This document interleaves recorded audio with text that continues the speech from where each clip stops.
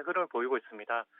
최근에 이제 외국인 코스피 매도세는 내일 옵션 만기일 영향도 있고, 신흥국 시장을 추종하는 펀드 자금 이탈 영향도 있어 보입니다.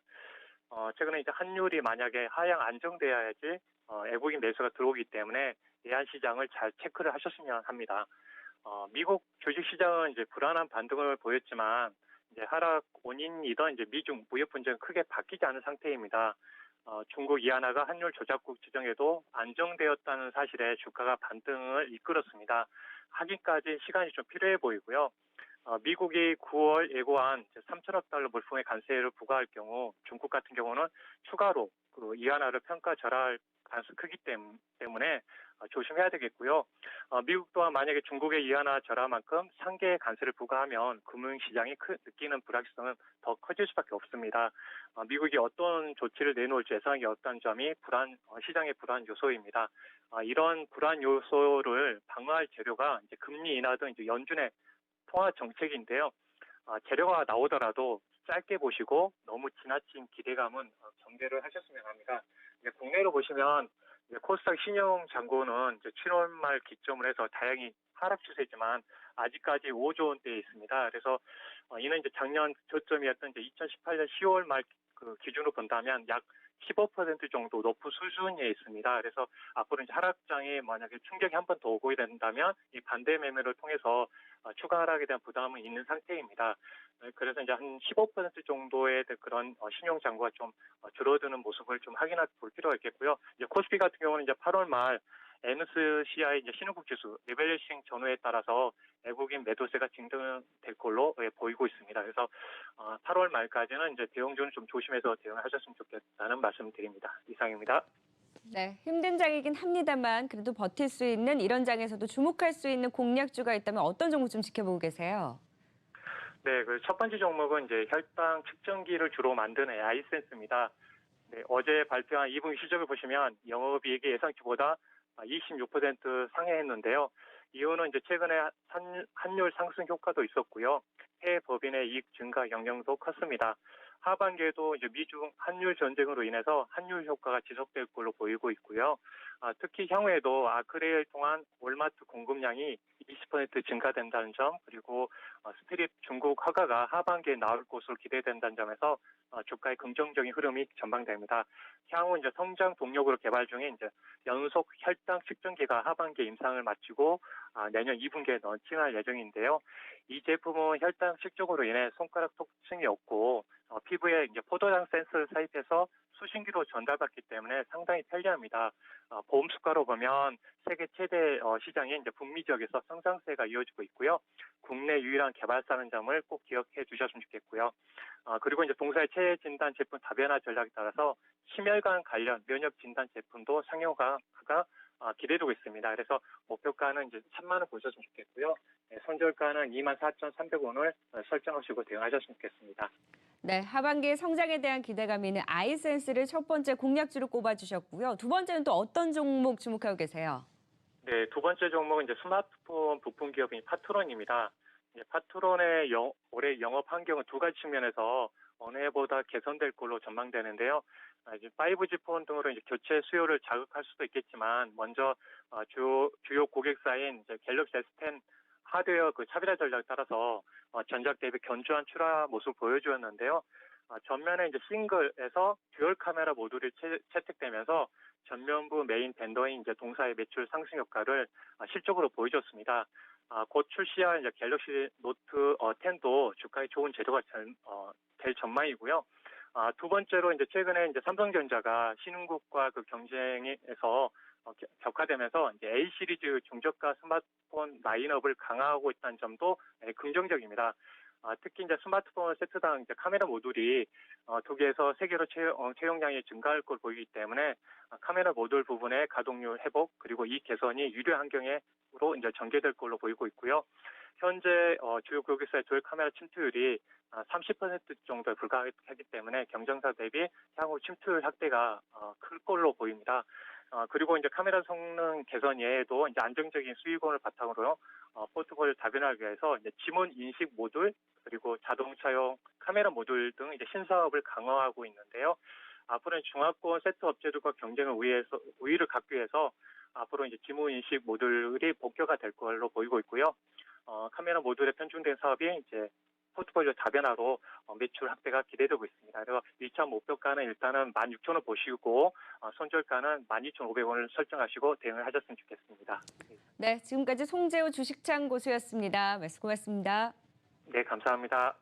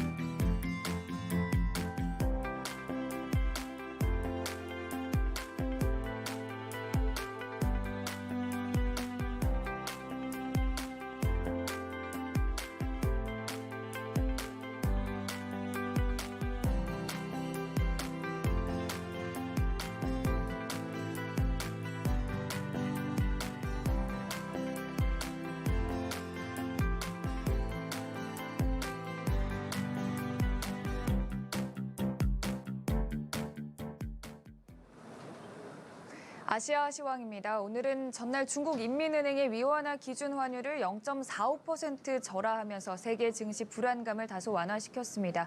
뉴욕 증시 3대 지수는 1% 넘는 상승 지켜내며 마감했는데요. 아시아는 조금 혼조세 보였습니다. 전반적으로 미중 무역 협상에 대한 불확실성이 높아져 있는 가운데 위안화 변화에 시장이 민감한 모습 보였습니다. 니케이는 요동쳤던 어제에 이어 4일째 계속된 하락세 나타냈는데요. 그래도 오후장 들어서는 조금 힘을 내주면서 현재 0.1%대 하락세 나타내고 있습니다. 상승 출발했던 코스피는 6일 연속 외국인의 팔자 기조에 오늘 기관마저 매도 전환하면서 파란불을 켰습니다. 계속 등락을 거듭하면서 0.18% 하락한 1914선 지나고 있고요. 코스닥은 연일 계속된 악재에 비하면 오늘 조금 견조한 모습입니다. 외국인과 기관의 동반 매수에 현재 2%대 상승세 나타내며 562선 지나고 있습니다. 중국으로 넘어가 보시면 최근 리스크 회피 분위기에 큰 폭의 하락세 보였었는데요. 오늘 반발 매수세가 유입되면서 상승 출발했지만 이 위안화가 인민은행의 평가 절하 발표 속에서 약세를 보이자 매물이 출회되며 하락 전환했습니다. 현재 상해 지수는 0.2%대 상승세 나타내고 있습니다. 그럼 이 현 중국 시장에 대한 자세한 전략 및 분석, 소상증권 박신영 연구원과 전화해 알아보겠습니다. 안녕하세요. 네, 안녕하세요. 네, 지금 중국 시장 미중 관계에 대한 우려감 속에서 혼조세 나타냈는데요. 어떻게 보시나요? 네, 오늘 중국 증시는 전일 장이 급락하면서 오전장 강세로 출발하였지만 현재 혼조세를 보이고 있습니다. 상해 종합지수는 0.19% 상승한 2,782포인트를 기록하고 있고요. 신천성무지수는 0.11% 상승한 8,869포인트를 기록하고 있습니다. 우선 미국이 중미 무역 협상에서 환율 카드를 꺼내든 것이 금융 전쟁으로 확대될 수 있다는 우려의 목소리와 미국의 환율 조작국 지정 이후 1년 뒤 시행될 조치의 실효성이 크지 않다는 목소리가 공존하고 있는데요. 우선 미국 재무부가 중국을 환율 조작국으로 지정하면서 중국 인민은행은 전일 강하게 반발했습니다. 우선 7위안 돌파에 관해서는 중국 정부의 개입이 없었고 시장 수급에 따른 결과라는 의견인데요. 이미 중국 인민은행은 시장의 금기처럼 여겨졌던 7위안이라는 지지선을 넘어설 수 있다는 시그널을 5월부터 보내왔습니다. 어느 정도 외부 리스크가 확대되면서 환율 상한 밴드를 열어놓았던 건데요. 이번 7위안 돌파는 중국 인민은행의 의도적인 절하가 아니라 중미 무역 분쟁이 격화되면서 중국의 거시경제가 둔화되었고 특히 9월 1일부터 3천억 달러 중국산 제품에 10% 관세 부과라는 예상치 못한 이슈까지 던져지면서 자연스레 시장의 수급에 따라 나타난 결과라는 의견입니다. 따라서 중국 인민은행은 미국의 이 같은 행동이 글로벌 경기를 둔화시키고 금융시장의 변동성 확대를 촉발하는 것이라고 강하게 비난했습니다. 이번 환율 조작국 지정 이후에 1년 동안 중미 양국은 협의를 할 수가 있고 1년이 지나도 미국 측이 중국의 행동에 큰 개선이 없다고 판단되면 4가지 규제 조치를 취할 수가 있는데요.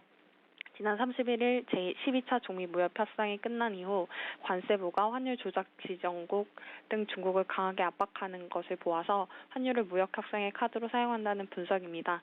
하지만 중국 정부는 오늘 14일 홍콩에서 300억 위안의 중앙은행 채권을 발행하여 위안화 유동성을 흡수할 계획이고요. 위안화 전환은 단순히 중국만의 문제가 아니라 최근 달러 강세로 신흥국 통화가 절하되면서 나타난 흐름의 일환으로 분석됩니다. 아직까지 불확실성이 해소되지 못하면서 오늘 중국 중국 증시는 금, 비철금속, 주얼리 섹터가 강세를 보였는데요. 비철금속은 2.9%, 귀금속 섹터는 2.09% 상승하면서 안전자산 선호의 심리가 확산이 되고 있습니다. 감사합니다. 네, 이 위안화를 둘러싼 시장 우려 속에 현재 위안화는 7위안 선을 넘어서는 모습 보여주고 있는데요. 이에 대해서 중국은 시장 수급을 기반으로 위안화 환율을 결정할 뿐 7위안은 그리 중요하지 않다는 입장을 밝혔습니다. 그래도 아직 시장은 불안감을 떨쳐내지 못하고 있어 이 안전자산 심리가 확산되면서 금, 비철금속, 주얼리 섹터 오늘 강세 보였다는 점 짚어주셨습니다. 지금까지 초상증권 박신영 연구원과 중국 시장 분석 및 대응 전략에 대해 알아봤습니다. 고맙습니다. 네, 감사합니다. 네, 그럼 마지막으로 오늘 내일 주요 일정들 살펴보겠습니다. 오늘 밤 11시에 미국 원유 재고, 내일은 낮 12시에 중국 수출입 동향이 발표되겠고요. 우리 증시 옵션 만기일입니다. 그럼 지금까지 장 마감 전 아시아 증시 상황과 주요 일정들 전해드렸습니다.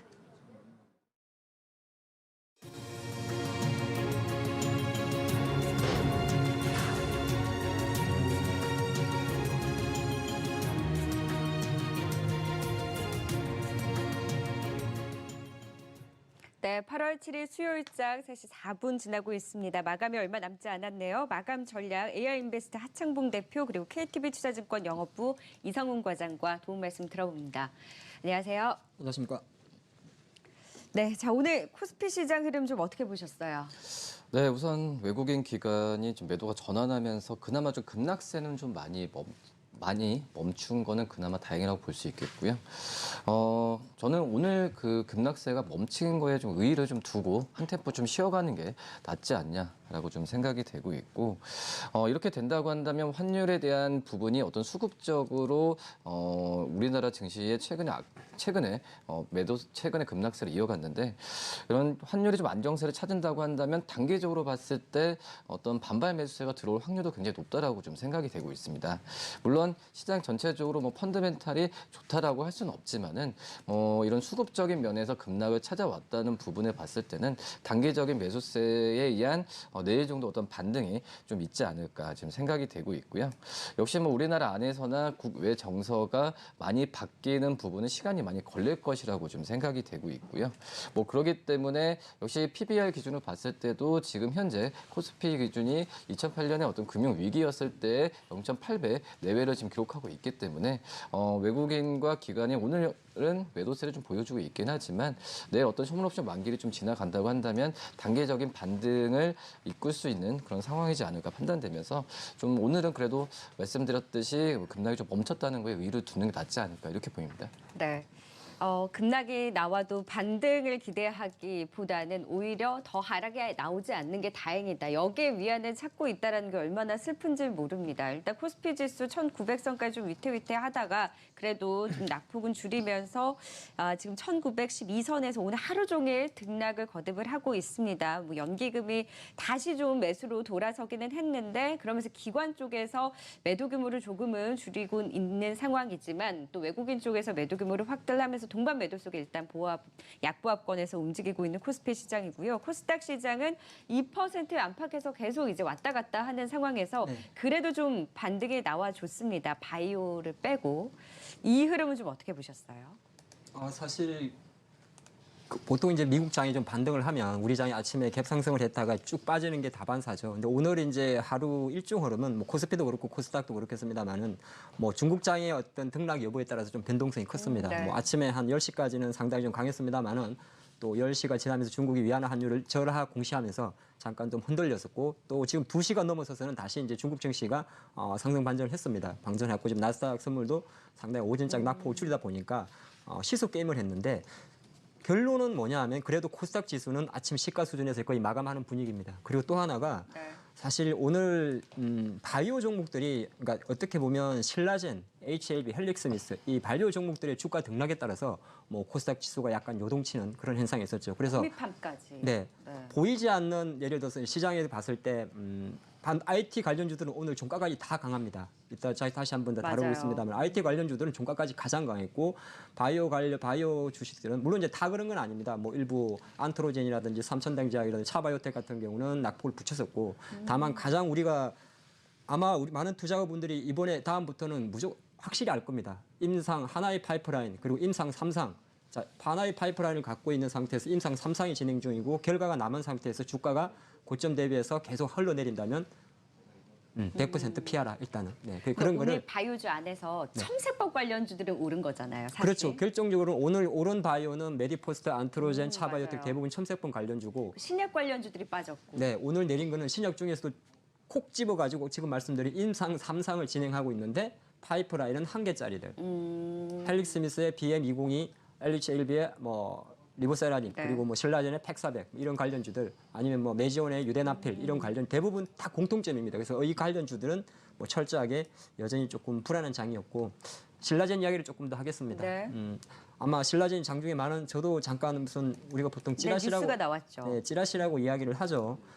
장중에 간암 한국 환자 한 분하고 또 미국산 백인 사람 네. 했는데 뭐 한 명은 완치됐다 그런 사진을 좀 올렸었습니다. 근데 네. 내용을 좀 봤더니 뭐 사실 저는 봐도 잘 모르겠어요. 의미가 있습니까? 의미는 없습니다. 주가가 사실 그렇게 크게 반응을 안 했어요. 주가가 설명하는 겁니다. 그러니까 의미가 아예 없다고 말하면 좀 잘못된 표현인데 제가 드리고 싶은 메시지는 이 앞에 과정이 더 중요합니다. 미국 FDA가 오히려 갑자기 이름은 생각이 안 나는데 그 데이터 센터에서 무용승 네네. 평가를 거부했지 않습니까?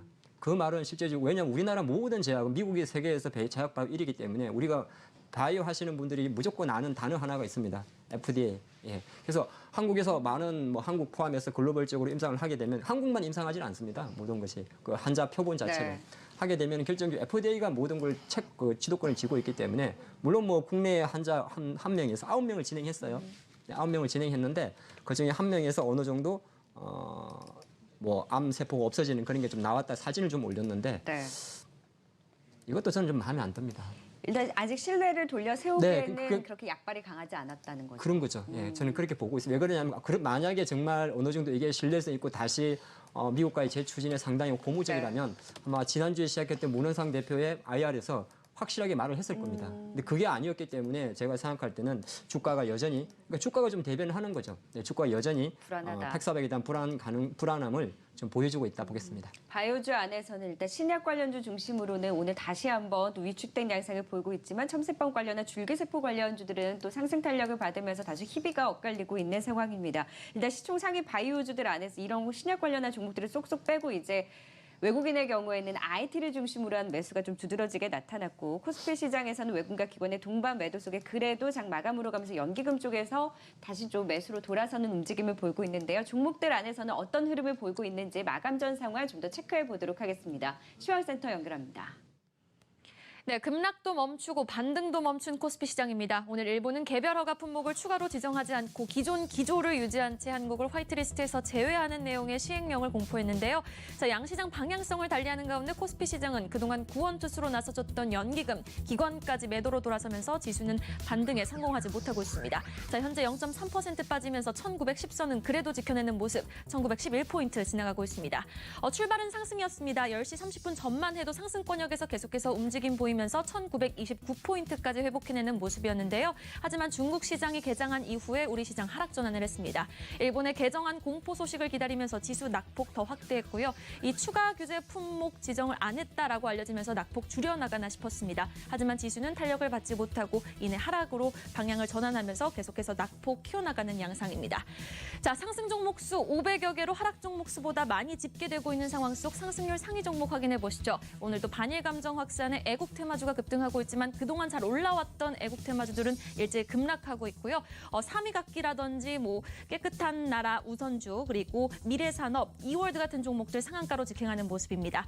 그리고 정치 테마주 성격 이월드도 가격 제한폭 아직까지 풀리지 않는 모습 확인해 보실 수 있고요.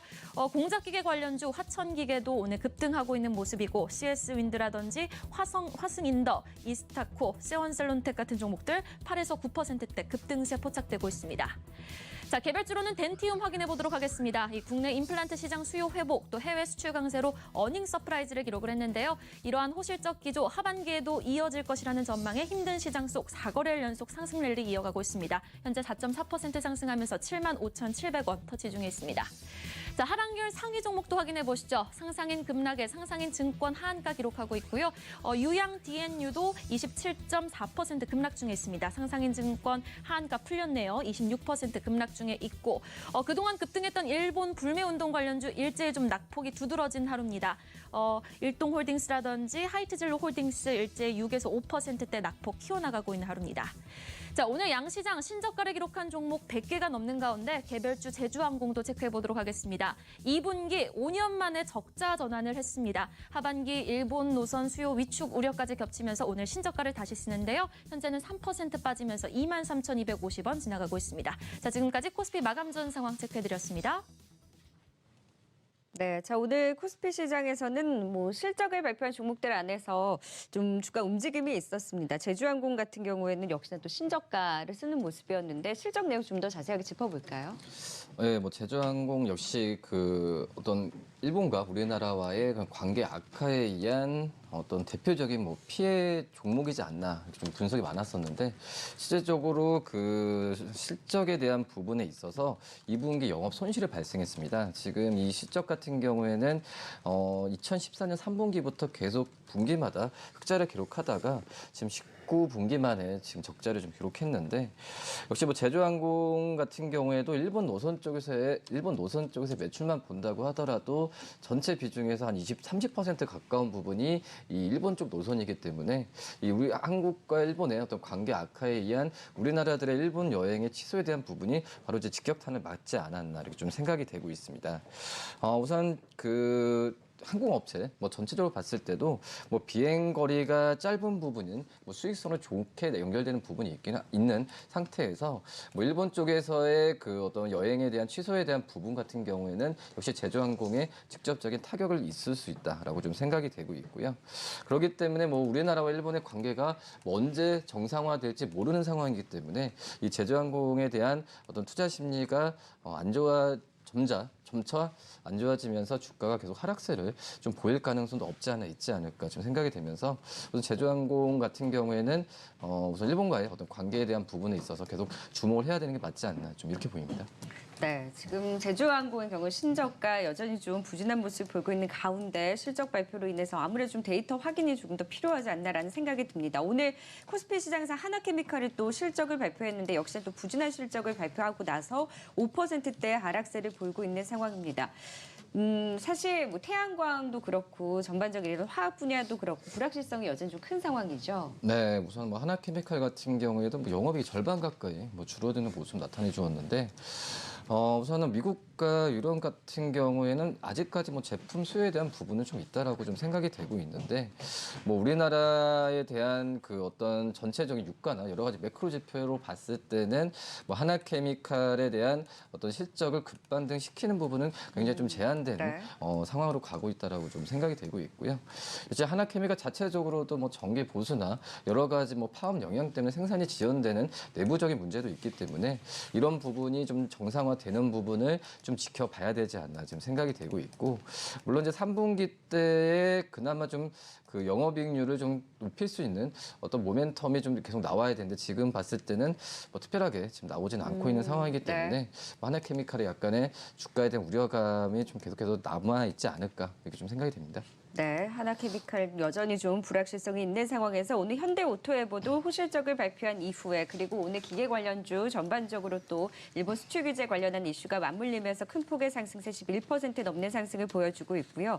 그다음 오늘 화천기계도 긍정적인 실적 발표와 함께 이런 공작기계 관련주 테마에 엮이면서 무려 28% 급등이 나오고 있고 오늘 코스피 시장 같은 경우에는 뭐 깨끗한 나라 우선주가 상한가, 이월드도 이런 일본 수출 규제 관련해서 상한가 이런 상한가 관련한 종목들이 다 일본 관련한 종목들인데 네. 새롭게 올라오고 있는 종목들이 있잖아요. 좀 이 안에서도 계속 순환매가 돌고 있는데 이런 흐름에 대해서는 좀 어떻게 보셨어요? 우선 지금 시장 같은 경우에 그 일본에 대한 관련주가 뭐 투기 현상까지라는 평가도 좀 내고 있는 상황인데요. 제가 봤을 때는 그나마 지금 정부 정책이 본격적으로 발표가 됐습니다. 네. 발표되면서 직접적으로 이런 정부 정책의 수혜를 받는 종목들을 찾는 게 가장 좋지 않을까 지금 생각이 되고 있고요. 우후죽순 올라오는 종목들 안에서도 정책에 대한 기대감이 있는 종목들 중심으로 그럼 결국 반도체 소재 장비, 부품 이런 단에서의 기대 말씀하신 건가요? 그렇죠. 우선 처음에는 이제 반도체 소재 쪽이 좀 집중됐던 현재 상황이었는데 이런 부분이 이제 산업 특성상 반도체 장비와 부품 쪽까지도 연결될 확률이 굉장히 높거든요. 그렇기 때문에 오늘 뭐 주성 엔지니어링 관련 종목들, 그러니까 반도체 장비 업체들 같은 경우에도 상승세를 보여주고 있는데 1차적인 밴드가 이 반도체 IT 쪽에서의 정부 정책이 집중되고 있다고 한다면은 저는 개인적으로 우선 이런 종목들 안에서 찾는 게 가장 낫지 여기서 또 우후죽순 다른 업종을 그러니까요. 넓혀가지고 찾기에는 어떤 연관성에 대한 또 펀더멘탈 연관성이 많이 떨어지기 때문에 네. 이 안에서 반도체 소재나 장비 업종을 계속해서 관심 있게 보는 게 낫지 않을까 네. 이렇게 보입니다. 삼성전자도 탈일본화, 뭐 반도체 소재 모두 이제 일본을 제외한 나라에서 공수를 하는 방안에 대한 결정 소식이 또 전해지기도 했는데요. 여기에 이제 반도체 장비 같은 경우에도 이제 국산화에 대한 기대감을 안고 오늘 주성 엔지니어링의 상한가까지 터치를 하는 모습입니다. 코스닥 시장 안에서도 이런 종목들 중심으로 그리고 좋은 실적을 발표한 종목들 그리고 시장이 일단 반등이 나오면서 올라오는 종목들 속속 눈에 띄었는데요. 어떤 종목들 특징적인 흐름 보였는지 코스닥 시장 손윤정 캐스터가 정리해드립니다. 네, 코스닥이 5거래일 만에 반등합니다. 바닥을 찾은 걸까요? 외국인도 이틀째 매수를 해주고 있는데요. 현재까지의 지수 흐름 한번 체크해 보시죠. 장중 560선을 장 초반에 회복을 했다가 지금 후반 들어서도 회복을 하고 있습니다. 원래 어제 540선까지 내려간 다음에 550선 근처에서 마무리 지었었는데요.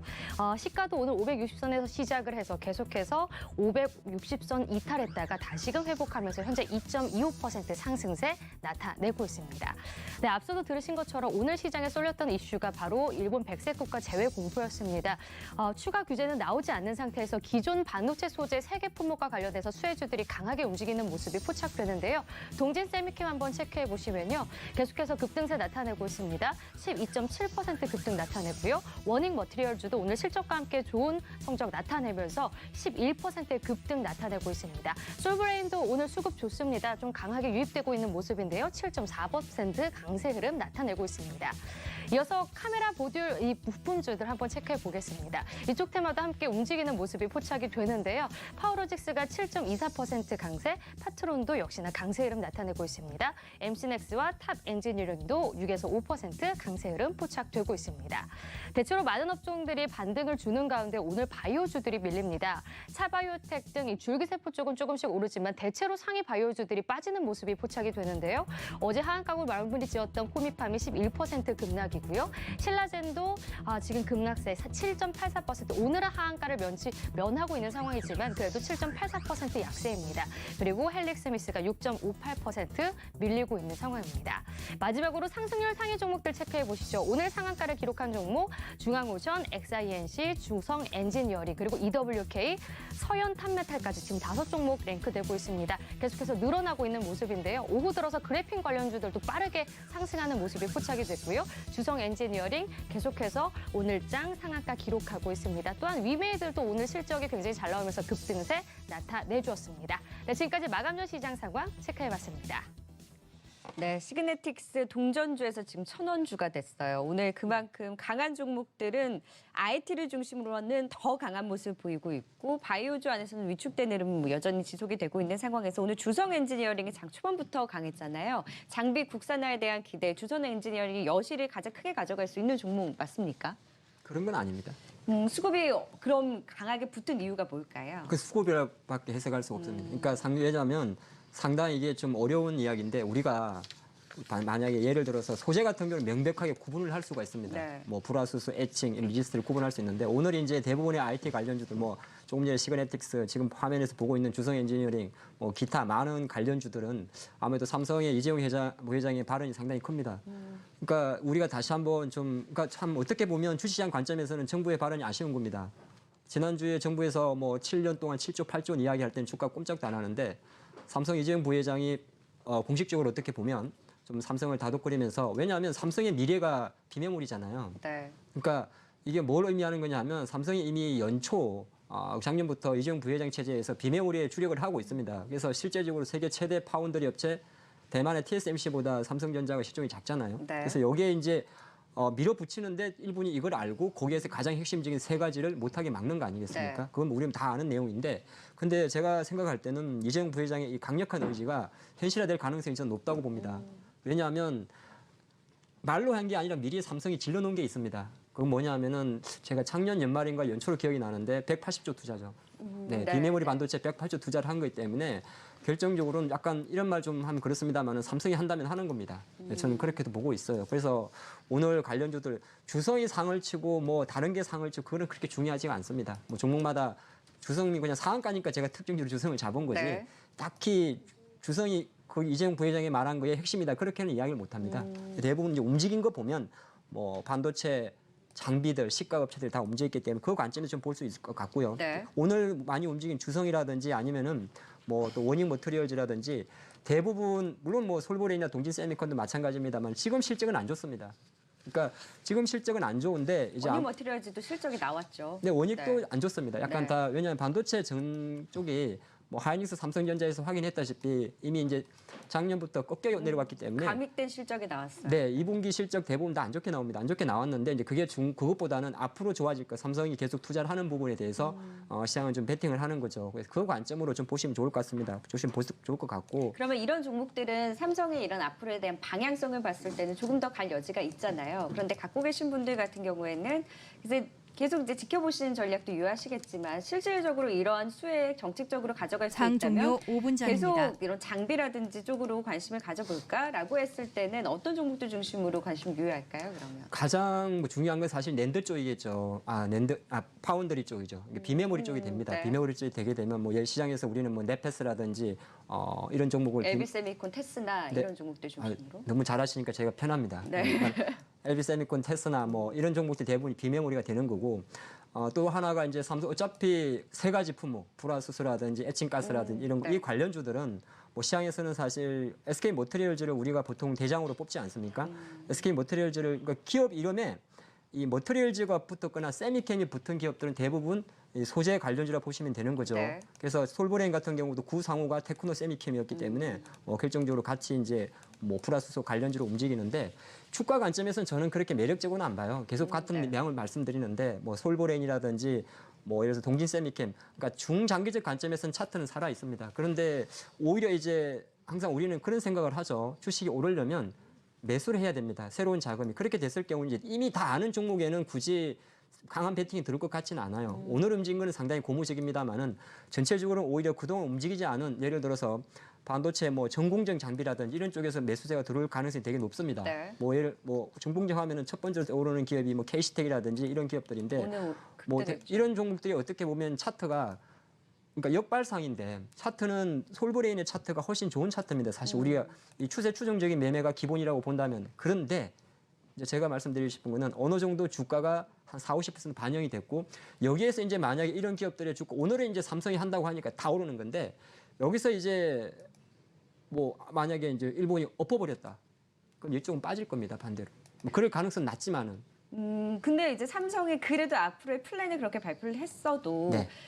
했으니까 그래도 중장기적으로는 더 끌고 갈 수 있는 거 장 아닙니까? 종료 3분 그러니까 중장기는 전입니다. 괜찮아요. 그러니까 지금은 왜냐하면 우리가 단기적으로는 더 그러니까 많이 오른 데 따른 그런 빠지는 움직임이 연결될 수 있다는 한 가지 거예요. 중요한 말씀을 드려야 됩니다. 지금은 주식을 중장기적으로 가져갈 수 있는 외적인 상황이 아닙니다. 흔하죠. 그러니까 지금 네. 말씀드리는 어떤 종목들이나 이런 관련들은 상당히 단기적인 흐름입니다. 그래서 만약에 단기적인 흐름이고 지금은 우리가 주식을 하나 사가지고 내가 막연하게 연말까지 가져간다. 그런 거는 지금 상당히 위험한 발상입니다. 네. 왜냐하면 아직 외부 변수가 상당히 지금은 기로에 있거든요. 네. 기로에 있기 때문에 주식을 좀 길게 가져갈 상은 아니고 짧게 가져가는 관점에서 말씀을 드렸습니다. 짧게 갖고 가는 관점에서는 그러니까 반도체 소재보다는 반도체 장비 쪽이 지금 반도체 소재 쪽으로는 너무 이제 이 이슈가 나올 만큼 네. 나왔고 이제 새로운 수급을 찾는 과정에서는 이러한 삼성전자의 플랜과 맞물려서 반도체 장비 쪽이 조금 더 올라올 가능성이 있다라고 보신다는 거죠. 소재주는 기존에 노출된 소재주는 계속 홀딩하시고요. SK 머터리얼즈, 원인 머터리얼즈, 솔브레인 뭐 이런 종목들은 계속 중기로 홀딩하시는 게 좋고 네. 그게 아니 이제 그런 상태 내가 뭔가 새로운 거를 공략하는 관점에서는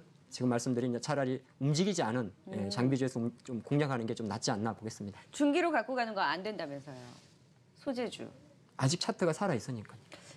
근데 이제 연말까지 중기라고 한다면 그럼 어느 정도의 기간을 이야기하시는 걸까요? 그 모든 건 이제 시장과 좀 같이 생각을 해야 네. 되는데 매수 체결됐습니다. 시장에 구체적으로 대해서는 물어봤죠, 제가. 시장에 대해서는 제가 또 준비한 게 있습니다. 후반부에 다시 네. 말씀드리도록 하겠습니다. 왜냐하면 앞서서 이제 이성훈 관장께서는 반도체 소재에 대해서는 그래도 정책 기대감이 있기 때문에 본다면 이런 쪽을 보자고 이야기하셨잖아요. 그러면 이 이슈 돌고 조금 돌았고 삼성에 대한 이슈가 났을 때 반도체 장비가 소재보다는 조금 더 이런 새로운 관점에서 낫다라고 하는 부분에 대해서는 의견 같이 하세요? 그렇죠. 뭐 소재 쪽은 많이 좀 올랐던 게 사실이라 볼 수 있겠고 뭐 이런 부분이 이제 그 지난 6일이었죠. 이중 부회장이 그 충남에 네. 충남 쪽에서 공장 방문한 걸 본다고 한다면 이 장비 쪽과 이쪽 부품 쪽에서도 삼성 쪽에서 드라이브를 걸 확률이 높다라고 네. 생각이 되고 있고 그렇게 된다고 한다면 역시 국가 장 종료 정책과 1분 삼성 전입니다. 쪽에서의 하는 부분이 맞들려진다고 한다면 역시 주가가 많이 안 올랐던 상태에서는 이 자금이 반도체 소재 쪽에서 또 이제 장비 쪽으로 또 옮겨질 확률도 굉장히 높다라고 좀 생각이 되고 있기 때문에 이 장비나 이쪽 같은 경우도 관심 있게 보는 게 낫다라고 좀 생각이 되고 있고요. 네. 그 이유로 본다고 한다면 다른 이제 뭐 디스플레이나 이쪽으로도 자금이 옮겨질 확률이 높기 때문에 저는 오히려 지금 봤을 때는 우선 전체적으로 다 많이 빠졌습니다. 하지만 그 안에서도 이 반도체 장비나 아니면 IT 쪽에 더 관심을 갖는 게 뭐 이게 주가가 많이 오른다는 것보다도 그나마 업종 쪽에서 선택을 한다면은 이 IT 부품 소재 쪽이 좀 그나마 좀 낫지 않을까 좀 이렇게 보입니다.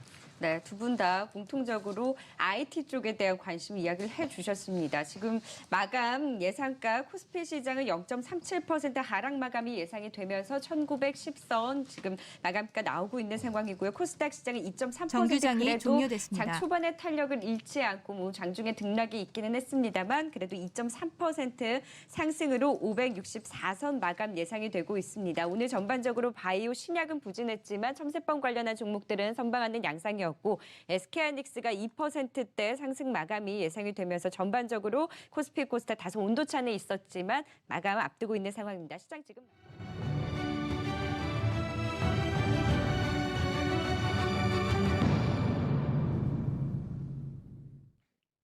네, 수요일장 마감했습니다. 오늘은 내내 등락을 거듭하기는 했지만 그래도 월요일, 화요일에 급락을 멈추고 오늘은 좀 반등의 힘을 가져가는 그래도 한숨을 좀 돌리는 시장이었습니다. 아쉬운 것은 코스피 시장이 장 초반에 빨간불을 결국 지켜내지 못하고 약과부로 마감하긴 했지만 그래도 1900선 사수에 나서면서 1910선으로 마감을 하고요. 코스닥 시장은 2.3% 가까운 상승으로 564선으로 오늘 그래도 2%대 반등을 보여주면서 마무리를 지었습니다. 원달러 환율 그래도 오늘 약보합으로 계속해서 오늘 등락을 보였습니다. 1214원 선으로 마감을 하는 양상인데요. 전반적으로 종목들 시장 어떻게 마무리를 지었는지 마감 상황 보다 자세하게 살펴보면서 도움 말씀 더 들어보도록 하죠. 시황센터 연결합니다. 네, 일본이 한국을 화이트리스트에서 제외하는 내용의 시행령을 공포했습니다. 개별 허가 품목을 추가로 지정하지 않고 기존 기조를 유지했는데요. 이에 코스피는 급락도 일단락됐지만 상승도 일단락됐던 하루였고요. 코스닥은 그동안 낙폭이 두드러졌던 만큼 기술적 반등이 나와줬던 하루였습니다. 자, 8월 7일 수요일 코스피 종가부터 확인해 보시죠. 6거래일 연속 하락 마감한 코스피 지수 0.41% 하락하면서 1910선을 지켜내지 못했습니다. 1909포인트에서 거래 마쳤습니다. 자, 어제 1조 원 넘게 순매수세를 보이면서 지수 방어에 나섰던 기관이 옵션 만기를 하루를 앞두고 팔자로 돌아섭니다. 7거래일 동안 백기사 역할을 하고 8거래일 만에 매도로 전환한 기관 1,030억 원 매도 우위로 거래 마쳤고요. 외국인도 함께 팔아줬습니다. 6거래일 연속 매도 우위 기록하면서 977억 원 팔자 기록을 했습니다. 개인만이 매수에 나서줬던 하루 1,773억 원 매수 우위 기록을 해줬네요. 자, 그동안 낙폭이 두드러졌던 코스닥이 오늘은 좀 기술적 반등에 성공해줬던 하루였죠? 짚어주시죠. 네, 코스닥 이어서 살펴보도록 하겠습니다. 5거래일 만에 반등에 마감했습니다. 560선에서 시작한 코스닥 조금씩 더 상승폭을 키워가면서 막판에 560선 회복하면서 마감을 지었는데요. 오늘장 마감가 2.37% 상승한 564.57포인트입니다. 수급 보겠습니다. 외국인이 이틀째 매수해줬고요. 기관도 오후 들어서 매수로 전환을 하면서 마감이 지었습니다. 외국인 736억 원 매수, 기관 쪽에서는 304억 원 매수세 나타냈고요. 개인 쪽에서는 1,022억 원 매도세 나타냈습니다.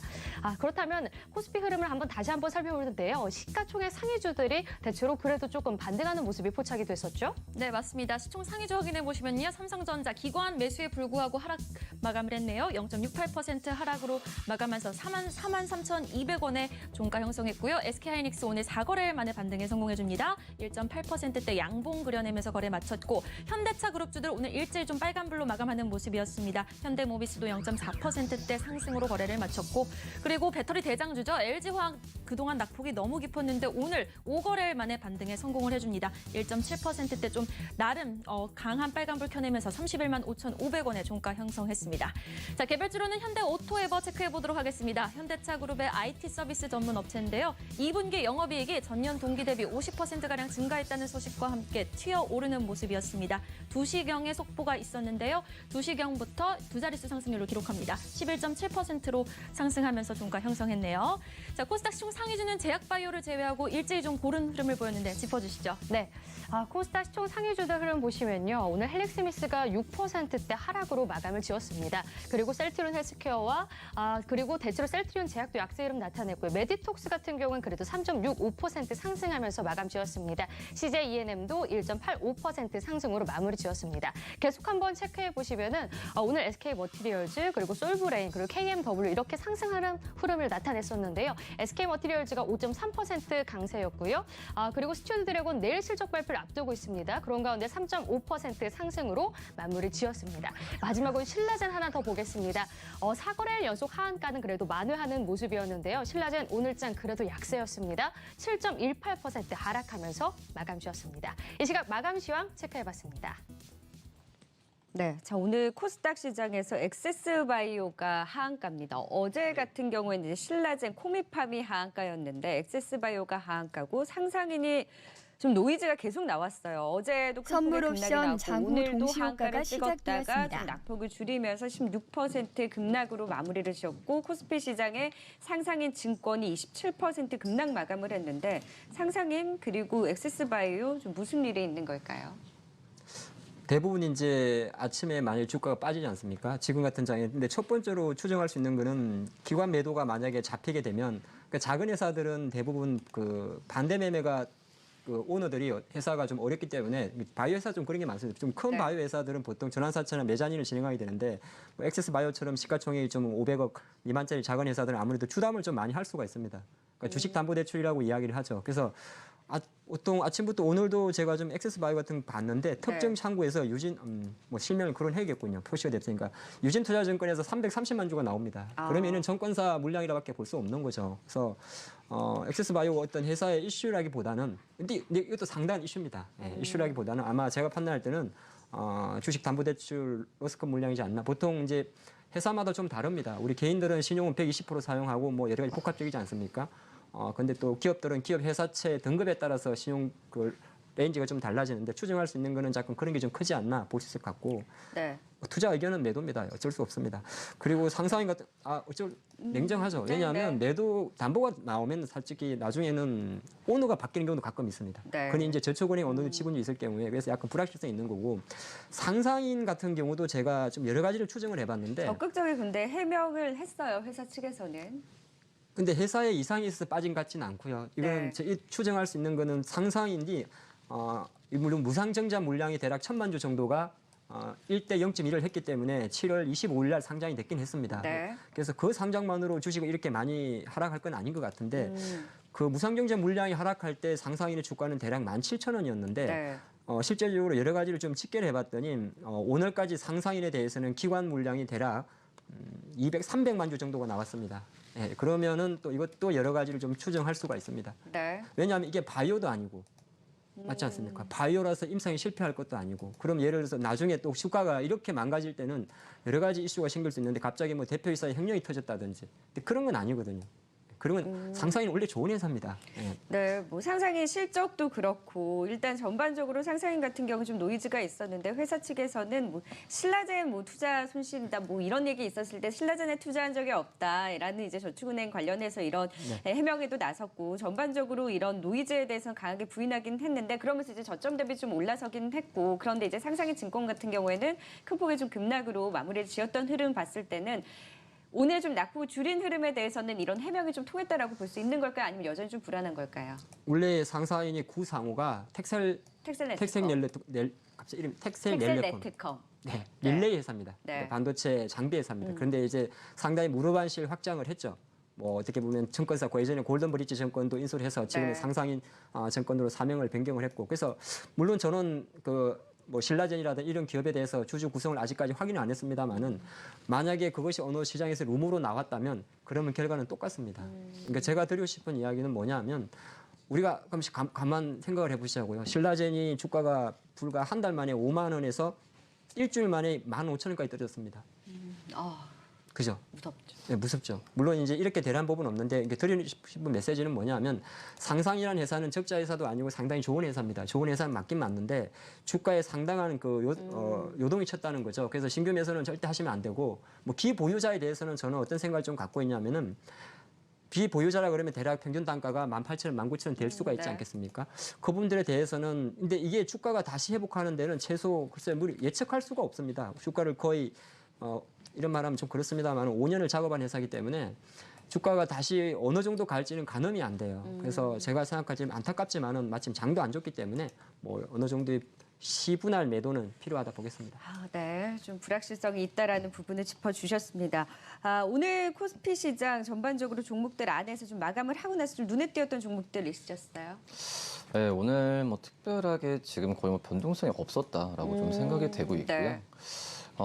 그렇기 때문에 제가 봤을 때는 오늘은 낙폭을 축소를 하고 가는 점에서 좀 그나마 좀 위안을 찾는 게 낫지 않을까 지금 생각이 되고 있고. 오늘 이제 삼성전자 갤럭시 노트 10이 이제 내일 새벽 우리 시간 이제 내일 새벽 뉴욕에서 공개가 된다라고 네. 하면서 이제 카메라 모듈 관련주는 오늘 일제 올라섰잖아요. 네. 근데 사실 기대가 높지는 않지만 일정을 앞두고 움직여주기는 했고 실적이 나오는 상황에서 시장 선물 옵션 하락과 장 사익성 종료 물량으로 5분 추춤했다가 전입니다.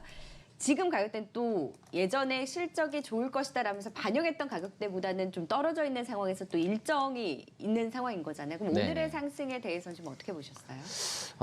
우선 제가 봤을 때도 카메라주 관련주들 같은 경우는 전체적으로 다 실적은 일반 업종 대비해서도 좋다라고 좀 볼 수 있거든요. 그렇기 때문에 뭐 펀더멘탈을 다른 업종 대비해서 떨어졌을 때는 분명히 저평가 구간으로 좀 갔다라고 좀 생각이 되고 있고, 그렇기 때문에 어떤 반등, 그러니까 저가 매수세로 네. 추급적으로 반등이 온다고 한다면은 서두에 말씀드렸던 어떤 반도체 부품주나 아니면은 뭐 MC넥스도 오늘 뭐 많이 올랐는데 네. 이런 종목들의 더 매수세가 강하게도 몰릴 가능성이 더 있지 않을까 이렇게 생각이 되고 있습니다. 네. 말씀드렸듯이 저는 이제 IT 부품주들에 대한 부분을 오히려 좀 최근에 주가 하락했을 때 1순위로 좀 이 종목들을 보면서 좀 매수세를 좀 유지해가도 괜찮지 않을까 지금 생각이 되고 있고요. 스마트폰 부품주 그러면은 이 안에서 카메라를 가장 긍정적으로 보세요? 카메라들 제가 봤을 땐 그런 것 같아요. 카메라들 중들 같은 경우도 삼성전자뿐만 아니라 지금 현재 뭐 미국이 하웨이에 대한 제재를 하고 있는데 네. 하웨이 같은 경우에도 뭐 중저가 쪽에서도 이제 카메라 모드 렌즈 수를 좀 늘리고 있는 과정이기 때문에 우선 그 애플도 그렇지만은 이 스마트폰 쪽에서는 이 중저가를 중심으로 이 카메라 렌즈에 대한 모듈에 대한 수요는 계속 늘어날 가능성이 크다라고 좀 판단이 되고 있기 때문에 이 카메라 부품주들 관련주들은 하반기 때 그나마 좀 관심 있는 섹터로 좀 넣어야 되는 게 맞지 않을까 이렇게 좀 생각이 되고 있습니다. 사실 카메라 모듈 관련주들이 고점 대비 많이 밀려있고 급락에 나왔을 땐 또 조심해야 된다는 의견이 많았는데 그 이후에 또 반등을 시도를 하고 또 갤럭시 노트 10 이런 공개와 맞물려서 또 오늘 또 탄력을 받고 뭐 숫자 선물 같은 옵션 장 경우에도 종료 여전히 좀 3분 기대감이 전입니다. 있는 상황이기 때문에 관련해서는 조금 더 보유하는 관점과 함께 신규 매수 관점단에서도 유효하다라고 보시는 거죠. 그렇죠. 지금 가격대 좀 네. 고점 대비 많이 밀려있는 상황에서는 좀 관심 유효하다라는 부분 짚어주셨습니다. 자, 이제 오늘 시장은 일단 좀 하락을 멈추긴 했지만 코스피 지수가 0.4% 하락으로 1,909선, 그리고 코스닥은 2.38% 상승한 564선으로 마감을 했는데 이제 내일 옵션 만기를 앞두고 있기 때문에 또 전략을 잘 세워봐야 될 것 같아요. 내일자 또 어떻게 준비를 해봐야 될까요? 네, 그 내일장에 앞서가지고 제가 또 실수를 한 것 같아가지고 어떤 방금 부분에 대해서? 상상인에 대해서 네, 어떤 부분일까요? 왜냐하면 뭐 신라진의 지분이라든지 이런 거에 대해서요. 제가 지금 상상인의 가장 최근에 분기 보고서에 들어가 봤습니다. 그래서 네. 이 상상이라는 회사는 원래 이제 상상인 저축은행도 있고 상당히 많은 그러니까 약간 투자를 많이 하는 회사입니다. 그래서 지금 3월 기준으로도 조금 전에 제가 조금 확인을 했는데 뭐 상상인에서 확인된 거는 안 잡혀요. 그러니까 한 12개 정도의 상장에서도 많습니다. 뭐 폴루스 바이오팜, 진흥기업, 웰바이오텍, 뭐 스킨앤스킨 이런 많이 상장에서도 많이 투자를 하고 있고 네. 또 비상장 회사도 많이 투자를 하고 있는데 거기서 제가 찾은 거는 신라제는 저는 찾지 못했습니다. 신라젠에는 투자를 하지 않았다라고 공식적으로 밝히기도 했습니다. 네, 그러니까 아까 뭐 제가 잠깐 네. 명확하게 말씀드리지 못한 부분, 그 네. 부분에 대해서는 한번 좀 확인할 필요가 있고, 네. 그래서 뭐 여러 가지는 추정할 수가 있습니다. 과연 또 그 외에 다른 게 있을 수도 있고, 워낙 이제 투자를 많이 하는 회사니까, 그 부분은 네. 조금 우리 투자분들이 제가 그냥 아까 이건 좀 아닌 것 같지 않습니까? 뭐 시분한 매도를 말씀드렸는데 그래서 조금 더 명확하게 하락의 원인을 명확하게 분석을 해야 되기 때문에 네. 그거에 대해서는 조금 다시 한번 분석할 시간을 갖는 게 좋겠다는 말씀을 네. 먼저 드립니다. 네, 상상인에 네. 대해서는 조금 더 아무래도 뭐 회사에서 적극적으로 해명을 하기는 했는데 주가는 지금 좀 더 확인을 하고자 하는 좀 움직임을 보였던 것 같아요. 상상인에 대해서는 조금 더 지켜보자라는 부분을 짚어주셨고요. 자, 이제 내일장 전략 세워볼까요? 일단은 뭐 아무래도 뭐 많이 옵션 화두가 장 됐습니다만 종료 미국 1분 장이 올라야 전입니다. 되죠. 예, 미국 장이 하락을 하게 되면 우리나라 장은 엎친 데 겹친 격으로 하락할 땐 더 하락하고 상승할 땐 덜 상승한다. 그러면 전제 조건이 그래도 올라야 됩니다. 예, 하락은 멈춰야 되죠. 오늘 밤도 저는 상당히 좀 변곡이라 보고 있는데 네. 어제 오늘은 약간은 그 중국의 어떤 액션에 정시가 조금 혼동을 했습니다. 어제는 위안화를 절상고시하고 오늘은 또 절하고시하다 보니까 장경이 좀 흔들렸는데 우리가 잊지 말아야 될 것 딱 한 가지만 말씀드립니다. 미국 증시가 8월 기준으로 대략 5%, 6%가 빠졌는데 그 5, 6% 정도의 한 30% 정도는 금리 인하에 대한 두려움이었습니다. 아까 비둘기 파적이 안 왔다. 근데 그게 아마 다시 충분히 저는 비둘기 파적으로 갈 수 있다고 봐요. 파월 의장이 가만 보면 정말 고집이 많아서 트럼프와 뭔가를 등을 치려고 했는데 이분이 5월 달부터 가만 보면 말 바꿨습니다. 어느 정도 매 색깔을 빼고 있다는 거 우리가 잊었으면 안 될 것 같습니다. 그 부분 좀 체크하시면 좋을 것 같고 두 번째는 미중 무역 분쟁 격화가 선물 옵션 만들었는데 거래가 종료됐습니다. 어젯밤에 사실 미국 증시가 하락 상승 폭은 제가 생각한 것보다는 못 미칩니다. 못 미치는데 상승의 내용은 좋았습니다. 그러니까 정강 후약으로 마감을 했고 크돌로 부위원장이 가장 긍정적인 이야기를 했습니다. 트럼프가 지금 장에 부담을 준 9월 1일부터 중국 3천억 불에 대해서 10% 관세하는 그 시기에 대해서 어느 정도 딜레이할 수 있다. 그리고 9월 초에 이미 워싱턴에서 류호 부총리가 무두신 재무장관의 고위급 회담이 예정되기 때문에 같이 한번 9월에 우리가 좀 해보자 그런 걸 했거든요. 그런 관점에서 보면 제가 생각할 때는 위안화는 좀 내려놓는 게 나을 것 같습니다. 위안화는 잠깐 또 다른 문제로 접근해야 될 것인데 아마 미국 증시 어떤 오늘 밤의 변동성이 1%, 2% 이상 하락하지 않는다면 시장에 대해서는 어느 정도 물론 이벤트가 없다는 상당히 불안감이 있습니다만은 미중 무역 분쟁에 대한 어떤 두려움보다는 계속 위안화 쪽으로 뭐 우리의 어떤 그 스트레스가 몰리지 않을까 보겠습니다. 네. 공략주 갖고 오셨어요? 네. 어떤 종목 갖고 오셨어요? 지금은 사실 주식을 공략을 한다는 게 생각보다 어떻게 보면 맞습니다. 네, 위험합니다. 그리고 특히는 이제 오늘은 또 올라버렸기 때문에 상승한 주식을 지금 같은 장은 우리 단타 하시는 분들은 되게 잘하시는 분들은 좋아합니다. 아침에 급락하다 웬만하면 올려버리니까. 그래서 아침에 훅 빠진 종목 매수했다가 장 초중반에 뭐 매도하고 이렇게 하는데 근데 조금 저는 사실은 장을 좀 좋게 보는 사람입니다. 예. 제가 그 종합주가지수 월봉을 보고 정말 며칠 전에 이거는 기회다 그런 생각을 했습니다. 네. 그 얘기를 같이 해주셨었죠. 네, 이거는 아니다. 그러니까 무슨 말을 하냐. 물론 이제 여기서 약간 시향부터 좀 하고 할게요. 여기서 조금 더 빠지고 하는데 우리나라가 2010 어떻게 보면 10년 사이클 기준으로 네. 봤을 때 2008년은 금융위기잖아요. 그럼 이거는 빼야 됩니다. 그러면 결정적으로 이렇게 성장을 했는데 그냥 제가 아주 단순하고 무식한 소리를 한번 해보겠습니다.